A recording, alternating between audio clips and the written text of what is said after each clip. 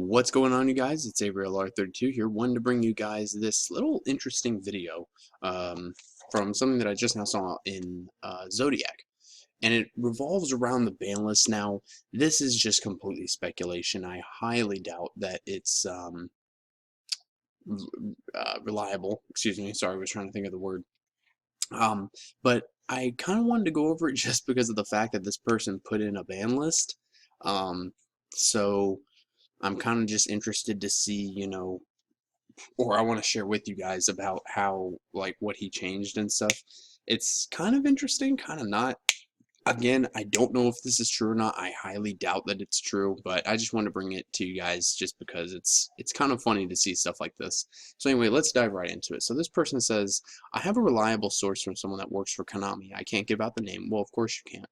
But I'm here to leak out the information regarding the ban list dates and the ban list itself, along with a few notable reprints from OTS Pack. Believe me if you want or not, I don't really care. Take the information as you will. Okay, not sure if trolling or actually telling the truth, but continue. So the OTS Ultimate Rares are apparently Raigeki, Majesty's Fiend, and Anti-Spell Fragrance, and the Super Rares, which this is what kind of throws me off that this is real. Super Rares, Perform Pal Joker, Pendulum Call, Magispector Unicorn Corinne, Domain of the True Monarchs, Vanity's Fiend, Dragon Pit Magician, Magispector Fox, and I'm sure he meant Droll and Lockbird, but yeah, not Droll and Lockbird, Droll and Lockbird. And then the commons we can't see because this person that took the screenshot covered it up. Um, but yeah, Magispector is something that begins with an R, and then some other Magispector that are just commons.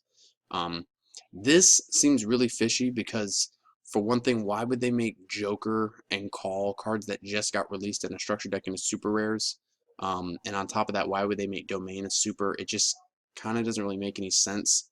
And why would they make Vanity's Fiend a super out of all things when it's already a rare and an ultimate? So it doesn't really make any sense. Magispector Fox again doesn't really make any sense, and Droll Lomper doesn't make any sense. But yeah. And then apparently, according to the ban list will be released to the public on the official site on March 9th and will take effect on the 18th. So this guy says, here is the list of changes to the ban list, and this list will also add all the cards that were previously on the adjusted list as well. So everything that's coming from the adjusted list, so this person says, will also come over to this list. So what's banned? Norton. So this is what I wanted to discuss here, was this person's ban list and how much sense it actually makes. Kind of like what Gage does with his ban list around ban list time when people send in their ban list and like what he thinks about his subscribers' ban list and stuff like that. So anyway, banned Elder Entity Norton. This would actually make a lot of sense because Instant Fusion isn't getting hit just because Norton's a thing. They would just decide to ban Norton right out. That is an option. Kind of like with the Dragon Rulers, a bunch of things got hit because it was the Dragon Rulers' like fault that they got hit. So it seems like the more optional or more better choice to just hit Norton instead of having hit Instant Fusion and then hurting all other fusion-based decks. And then limited, we have Emergency Teleport, Reasoning, Armageddon Knight, Vanity's Fiend, Majesty's Fiend, Draco Face Off, Evil Storm Exciton Knight, Dark Magician of Chaos Errata version, Wind Up Carries and Mighty, Solemn Strike, Correct Seal Convocation, Idea the Heavenly Squire. Okay, this seems really fishy here. For one thing, E-Telly.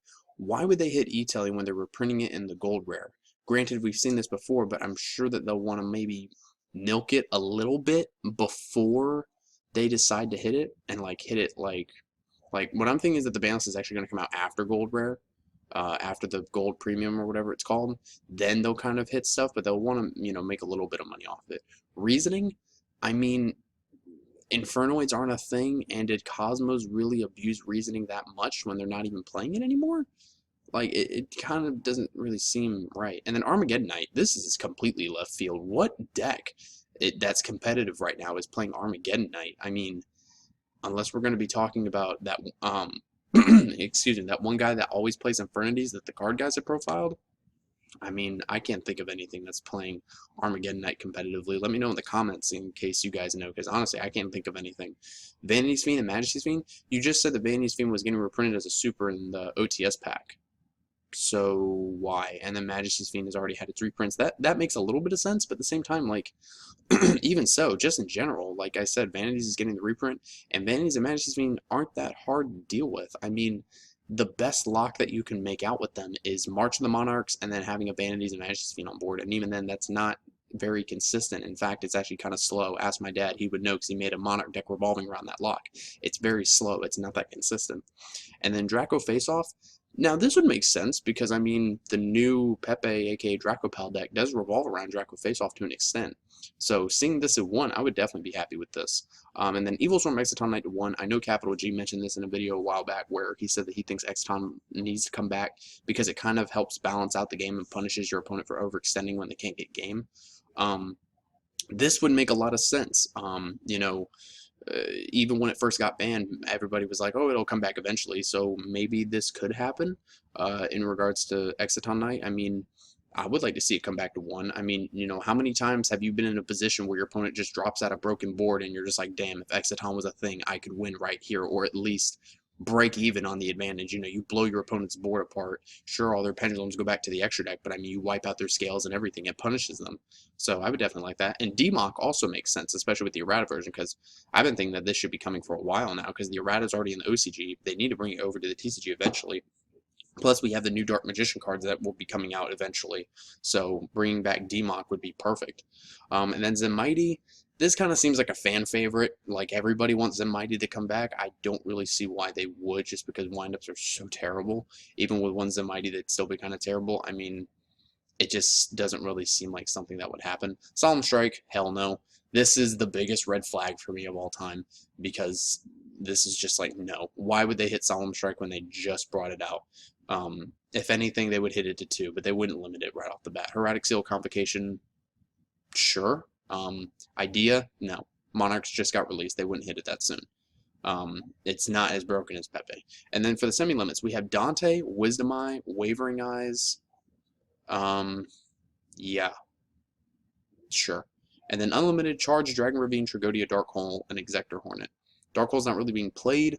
Hornet, sure. Inzectors are irrelevant. Dragon Ravine, Charge, and Trago is kind of like, alright then.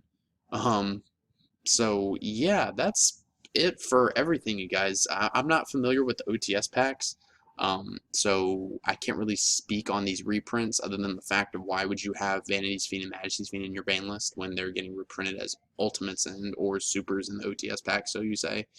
Um, so yeah, doesn't really make much sense to me.